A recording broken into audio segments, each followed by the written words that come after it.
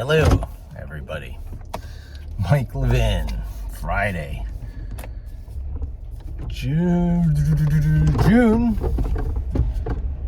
3rd.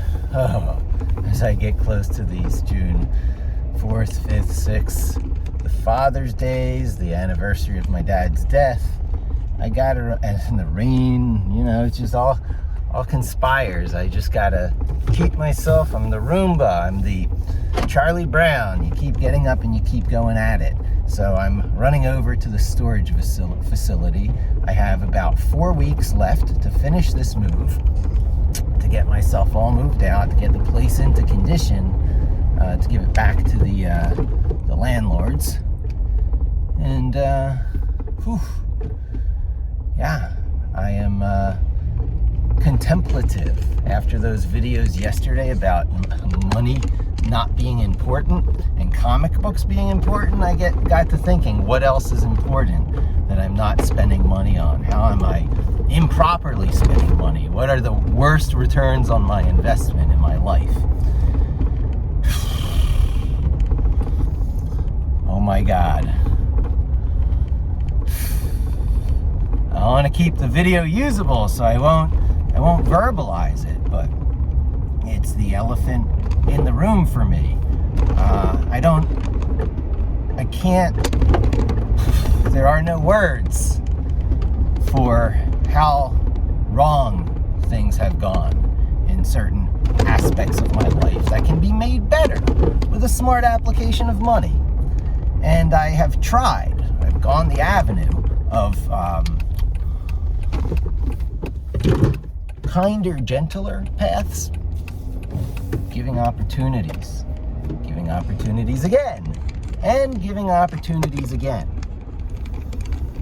And some folks, t-shirt reveal. Yeah, so I guess this is as apropos as anything, right? Because people think I'm a softie. People think I'm good old blue, that I'm the pushover. And that is a recurring pattern in life. It's no single person I'm calling out. The co-op board at the $500,000 New York Manhattan apartment. Oh, they thought I was a pushover. And a number of other people. The guy who tried to rob me at a bank really didn't anticipate I had a gun and had thought through such scenarios.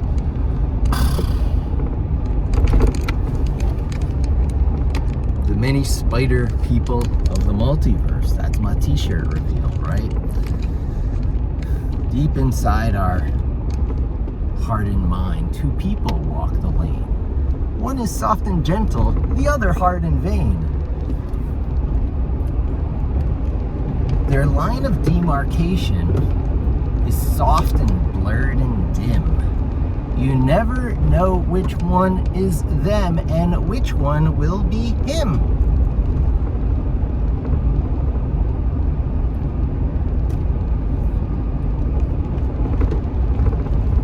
So this is my reality TV. I worked in a building where I was told that one of the panelists of Shark Tank was in the same floor, in the same building, something like that. I forget. It's probably a building we don't even have anymore. It was probably one from my current employer, I think. It's in recent enough memory. And, people told this to me with that kind of, starstruckness in their eyes. And I'm only like two things. One, who are you talking about? And two, what's Shark Tank? I didn't know. I am not a reality TV person. In fact, when people take things like Shark Tank and make a reality TV about it, I'm like, oh, there goes another fine metaphor. That was my metaphor, being in the Shark Tank.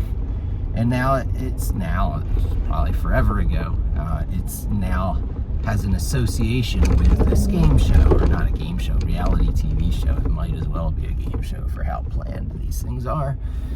And similar along those lines, right? These reality TV shows often take the great metaphors, weakest link in the chain. They find a metaphor I tuned it in like once or twice to say, oh, what are they doing with one of my favorite expressions? That, horrible people being horrible to each other. That is not how I invoke these metaphors. I use them in kinder, gentler ways. When it's a shark in the shark tank, I'm empathetic with a poor blue who's been tossed in as chum in the waters for the sharks. That's what it was like over at Park Terrace Gardens. There's a bunch of sharks. Now you think you're in a community. They call it community association. It is the Shark Association, the Shark Tank Association, and noobs, people who move in, people who go to great lengths to buy these places. That's one of the first things they are opposed to. They don't like the young couples, the well-moneyed young couples, the Manhattanites from elsewhere who, don the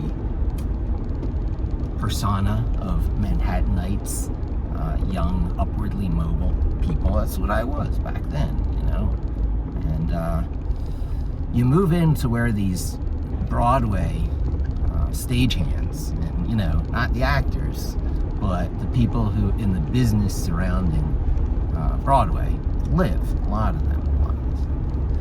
I knew a pyrotechnics guy there. That was really cool. But my next door neighbor was not the pyrotechnics guy. I bought my place from the pyrotechnics guy, the technical stagehand. And the one who was next to me, the makeup and changing, the person who helps touch up the makeup and helps do costume changes. And our presence very much insulted this person. In fact, within a week of moving in, if I have the time frames wrong, it's give or take just a little bit. Within a month of moving in, let's say, he registered a complaint with our co-op management team about offensive odors emanating from our apartment. Those offensive odors was Pine Sol from a cleaning person coming in. And my then spouse wanted to get out a tweet, and they showed it to me, and I was like, no, oh my God, are you trying to start a war? And they were really determined to get it down, and I'm like, you gotta tone it down. If you have to do this, don't use that expression. That's very vile. And they toned it down, and that was to no avail. A war kicked off that basically poisoned the waters, and I could no longer have a moment's peace. And when the marriage eventually fell apart, and I was just living there by myself, having the kid on weekends, having this long 1.5-hour drive between Inwood, Manhattan, and Staten Island. The same commute I have now, by the way. I'll tell you. This big deal is made about this commute, and it's no big deal for me to do the pickup and drop off. It's just when activities are scheduled on my time in the weekends, to the letter of our agreement, I'm responsible for pickup and drop off. So, with things being rough now as they are, schedule things in the weekend. This coming weekend is canceled again. I only have 4 remaining weekends at this Poconos cure to what's ailing the world right now. Space, activities, freedom in movement, freedom in the mind, freedom all around.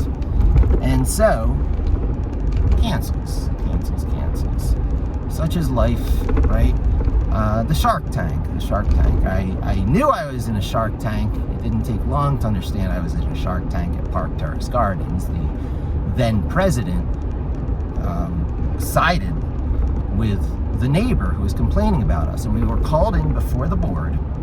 We were called in before the board twice, like this whole trial tribune thing, putting us on trial with the automatic assumption of guilt, because, it's not really a trial, it's a condemnation.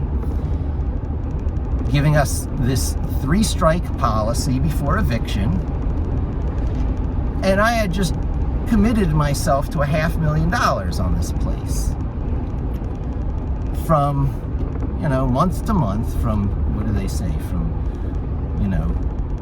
door to key or whatever, is about $4,500. The better part of $500 a month. Not $5,000 a month I was spending between the mortgage, which was completely against interest, right? Because at the beginning of the mortgage, it's all front-loaded as interest, and then an additional whatever for the maintenance, because none of this stuff is ever really rent-free. You can't buy a place in Manhattan and not pay something if it's not a condo fee or a co-op association fee. Then it's hefty real estate taxes. Property ownership is an illusion. Nobody owns property. The Native Americans had it right. Everything is everyone. Some protection racket moves in, the government, and says, this land is your land, but this land is really my land. You pay me taxes, you get to farm land. You give me stipend, you get to keep land. This land was made for principally me, protection racket, right? That's what government is. Government is ye olde protection racket. And anyone who thinks otherwise is just kidding themselves. So, if you can get your rent low, that's the optimum. Low rent is the best deal in life because you are not tied in with all this imaginary stuff, this imaginary ownership, which you have to go through this rigorous, soul-crushing process to sell. Some people like being in the catbird seat of the selling position, and I'm the seller, and they can make demands. It's one of the few times in their life where they can hold court, right? So a lot of people like this, and they feel they're saving money, and that paying towards a mortgage is paying towards savings in your life. But look at the split between interest and principal. You're not saving money. You're better off with those types of insurance that tell you you're saving money. You're saving money. So life changes, and if your life changes within the time frame of that 15, 30-year mortgage, there's vast amounts of lost money. It's not a good deal. So it's a much better deal to get your living expenses low. I can't do that because my kid is having a number of issues on the home front on that side. And they're getting help for it at my insistence. I said it has to happen. I don't care what the excuses are about why, there are not these things going on. They have to start now. And they did at my prodding. And that is wind down. Those are over now. They stopped those and they started another thing. I'm having a difficult time getting the information on it. The situation is reaching a real breaking point. I'm moving back, and I am probably doubling my living expenses from what it is out here in the Poconos. The whole reason to come here was more power for the dollar, to have a, higher, better lifestyle than I was able to have because my, check to door expenses are about the same even after the divorce, even after selling the place in Inwood, because half that is now going down the drain. Bad return on investment. And the other half is going towards just living here. So when I move back, that first half stays at that same level, and the second half goes up. So I'm in a very bad position. Tried reaching out. Stone wall. Worse than a stone wall. So I tried using what leverage I had, and so if money isn't important, let's follow through on that.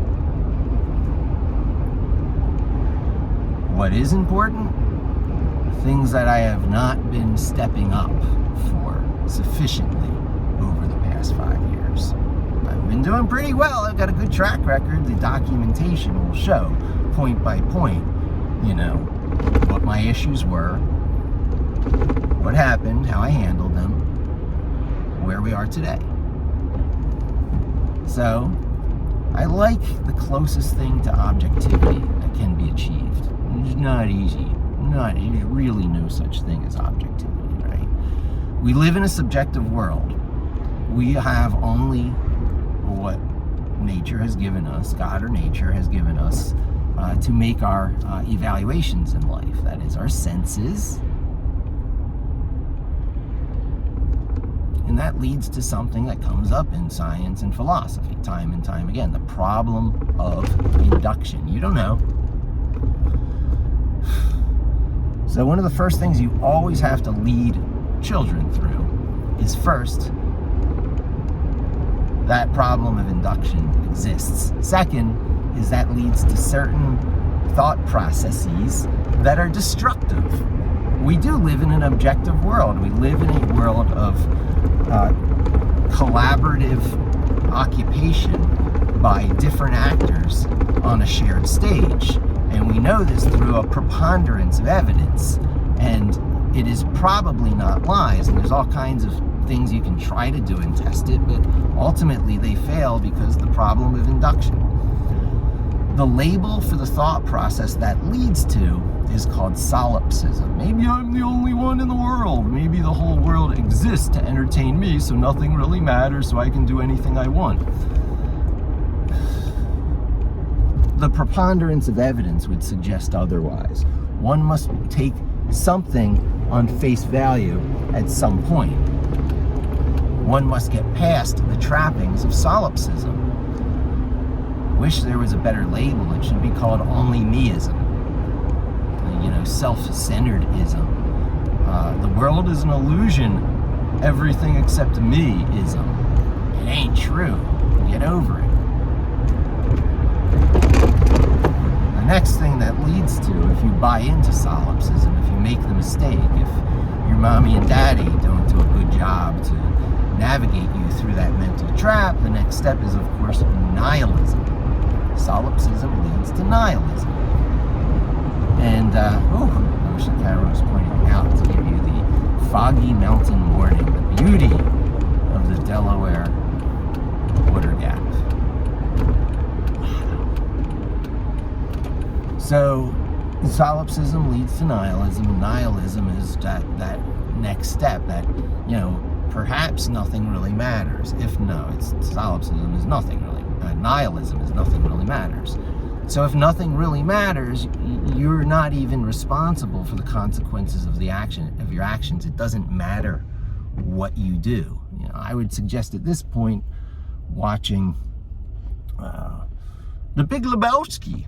Another shirt I could have worn today to channel would have been The Big Meowski, right? The Big Meowski. Yeah. Oh, I got this down. It takes so little time to get back and forth to public storage. I chose the right one. The Big Meowski is a whole other... Let me see if I can get my special notes up to see if I can get the code that I should have memorized by now, but... Right? Oh my god.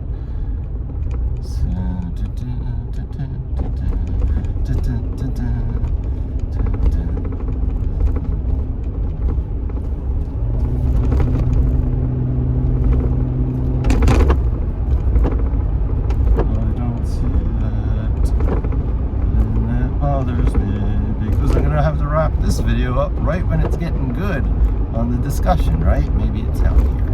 Oh, I see what I did.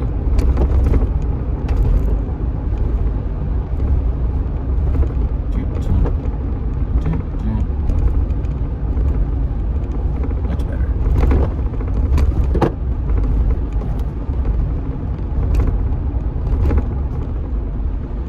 I'll do this real struggling on this second entrance here.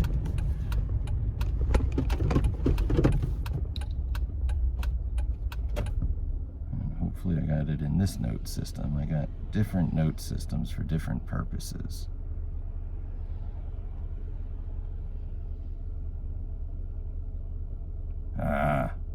fail. Well, I wrap this up. When next we meet, I will bring up the topic of nihilism and why nihilism is a mental trap that, again, the mommy and daddy should help the children think through these thought processes and understand why you've gone down a chain of bad decision dependencies. The next belief, philosophical belief, relies on the prior and so down on the line. And if you don't catch yourself and you don't correct it, you go down too far down this path, then playing with thoughts of depression and self-harm and things along those lines become acting out, become irreversible life decisions. We cannot let that happen. We cannot let that happen.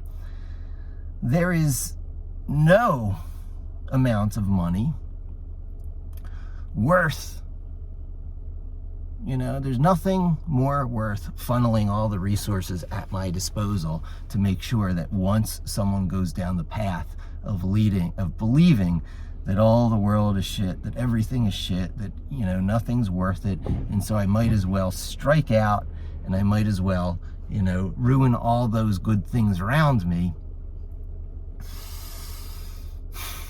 Someone didn't live up. Someone failed someone. I am not the person to fail someone. While in the past there have been individuals beyond hope, and I have the lost puppy, syndrome. I see a lost puppy, I want to help a lost puppy. Sometimes these lost puppies are lost puppies for reasons that are beyond the ability of a lost puppy, foster home, nurture, care, lover, companion, to help.